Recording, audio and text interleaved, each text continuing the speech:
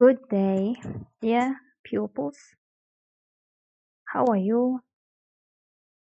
Құрметті оқушылар, біз бүгін екінші тоқсанға арналған 9-шы сынып оқушылары үшін бірінші БЖБ. Яғни бұл Excel кітабы бойынша 3-ші бөлім. Earth and our place in it. Яғни жер және планетамыз туралы тақырып болған.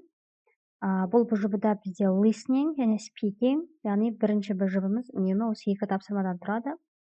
Listening task 1. Listen and circle the best answer A, B, C or D. Тыңдалым, тыңдап, осы A, B, C, D біреуін таңдауымыз керек. Тыңдалым, яғни мұғалім сіздерге 2 рет қосып тыңдатады. Немесе мұғалімдерде оның, яғни tape script дейміз, біз оны сөзі болады, яғни сөзі қосып беріледі. Колонка сондай болмаған жағдайда мұғалім ауызша оқу үшін оқушыларға. Оны аударып көрейік. Author, яғни автордың сөзі. Climate change has been in the news for years. But what is it? And how will it affect us? To understand climate change, you first need to know about the greenhouse effect. Бірінші абзацты аударып көрейік. Яғни климат өзгерісі жаңалықтарда жылдар бойына жүреді. Бірақ бұл не? Және бұл бізге қалай әсер етеді? Яғни осы климаттың өзгерісін түсіну үшін біз әуелі greenhouse, яғни сол жердің әсерін, яғни жерге деген әсерін білуіміз керек. The earth gets heat from the sun in the atmosphere. Greenhouse gases like carbon dioxide trap this heat and keep it from escaping back to outer space. Яғни жер атмосферадағы жылуды күннен алады. Және газ, яғни карбон диоксид дегендеріміз бұлар карбон қышқылы, яғни көмірқышқыл газы дейміз, немесе көмірқышқыл газы осы жылуды алады және соны бізге жылуды береді. Trapping some heat in the atmosphere is a good thing because it keeps the planet warm enough for us to live. Яғни бұл арқылы, яғни осы жолмен жылудың бөлінуі біз жақсы. Себебі бұл біздің өмір сүруіміз үшін планетамыздағы жылуды сақтап тұрады. But there is a problem. Бірақ бұл проблема. People all over the world are adding extra carbon dioxide to the atmosphere. Және де біз көмірқышқыл газын шығарамыз, адамдар сол қосылып кетеді дейді оған. That's because today we burn fossil fuels like coal, oil and gas to do many of our everyday activities, like driving our cars, using our computers and heating our homes. Яғни қазір біз көптеген сол май жағамыз, газды, көмірді жағамыз күнделікті іс-әрекетімізбен. Яғни біз көп көмірқышқыл газын шығарып жүрміз бұрынғыға қарағанда. Машинамен, компьютерлерімізбен, үйді жылытуға, яғни соның барлығына біз көмірқышқыл газын қосып бөліп шығарып жатырмыз. All this extra carbon dioxide is trapping more heat in the atmosphere, making the earth warmer and causing other climate changes too. Яғни осылай карбон қышқылының көп бөлінуі атмосферадағы жылудың көбеюіне алып келеді, ол жердің одан сайын жылынуына алып келеді. Яғни ол кезде климат өзгеріп кетеді.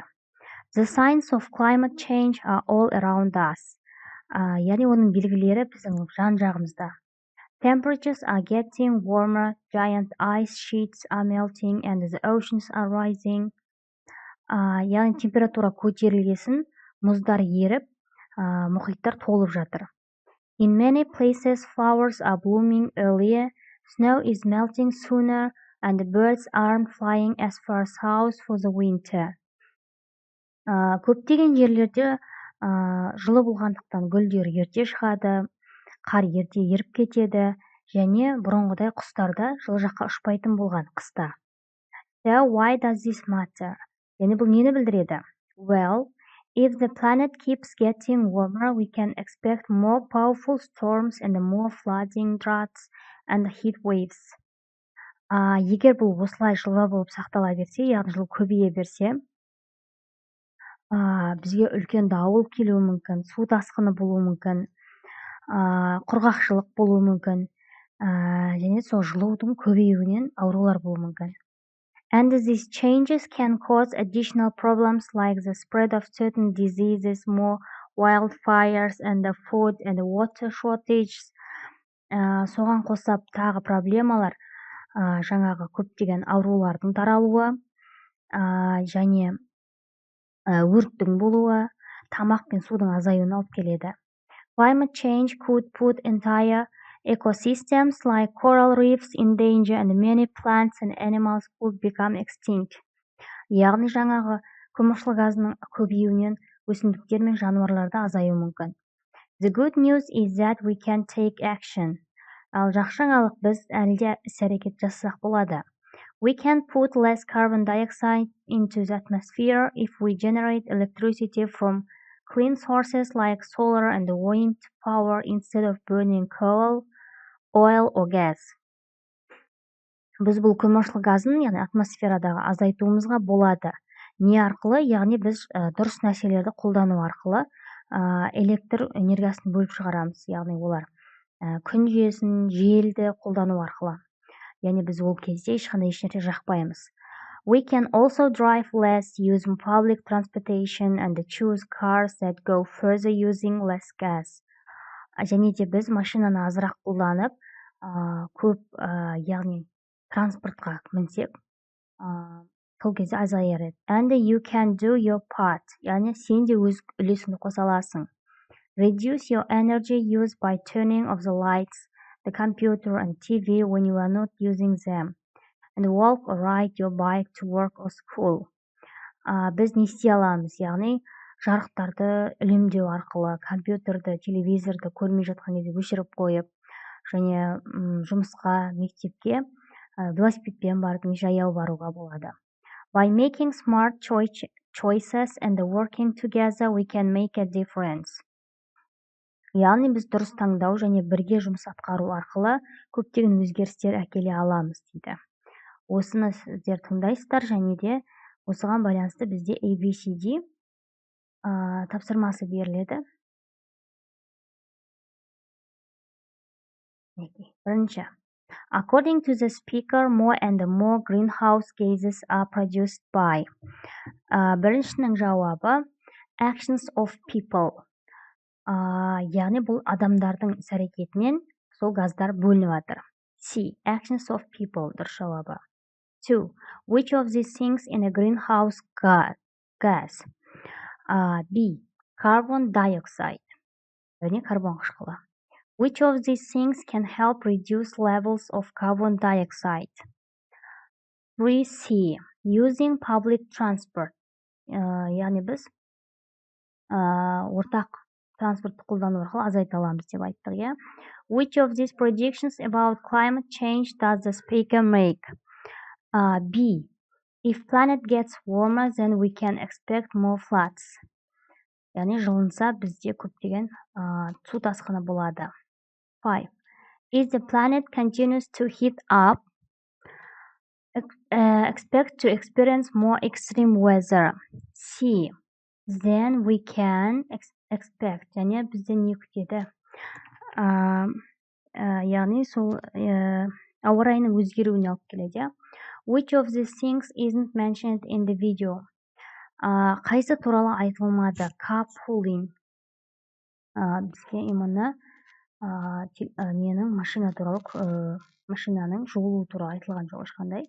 Оны алып тастауымыз керек. B. Егер тез айтқанына үлгермей жатсаңдар, мінекей шамалы тоқтатып видеоны жазып алсаңдар болады. C, бірінші B, екінші C, үшінші, төртінші B, бесінші C және алтыншы тағы B. Көріп тұрсаңдар, тек қана C, V мен саны ғана белгілесек болады. The second task is speaking. Екінші тапсырмаларың speaking. What have people done to save our planet? Не туралы айтуымыз керек? Осы планетаны құтқару үшін адамдар не істей алады деген сұрақ.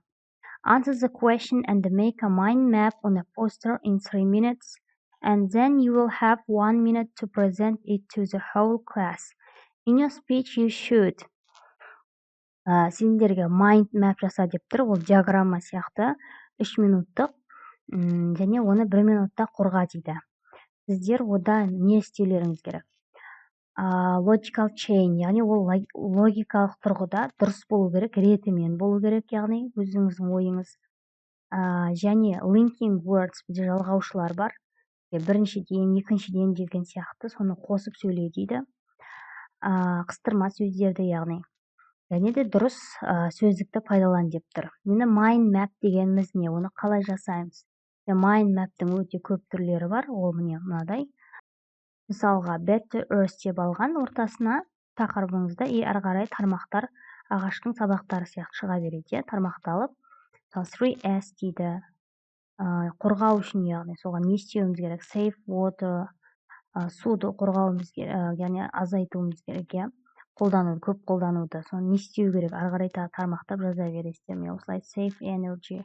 Бұда әр түрлі интернетте дайын түрлері де бар, немесе өткен сөздерді қолданып, осылай өзіңіздің ойыңызды шығарсаңыз болады. Міне mind map дегенге.